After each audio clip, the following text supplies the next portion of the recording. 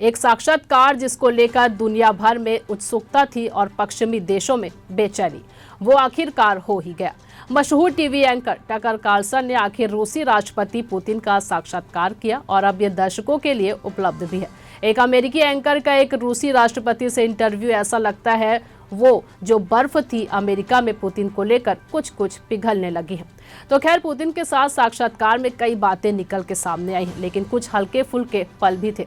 जैसे जब कार्लसन ने पुतिन से पूछा, तो आपको क्या लगता है नॉर्ड स्ट्रीम पाइपलाइन को किसने उड़ाया? और पुतिन ने दोनों हाथ एंकर की ओर उठा के कहा, आप ही ने।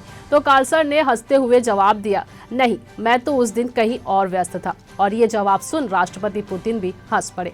काफी देर हंसते रहे, फिर कहा, हो सकता है कि आपके पास कोई गवाह हो आपकी बेगुनाही का, पर निश्चित है कि CIA के पास नहीं है।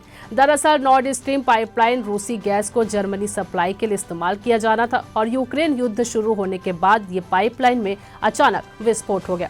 और अब ये सवाल था कि इस पाइपलाइन के नष्ट होने से किसको लाभ होने वाला था। और हालांकि आज भी इस मुद्दे पर आरोप प्रत्यारोप लगते रहते हैं, पर कोई ठोस नतीजा नहीं निकल सका है। ये खबर लिखी थी आपके लिए हमारे साथी दुर्गेश कुमार दुबे ने। मैं आपके साथ ललिता चक्रधारी।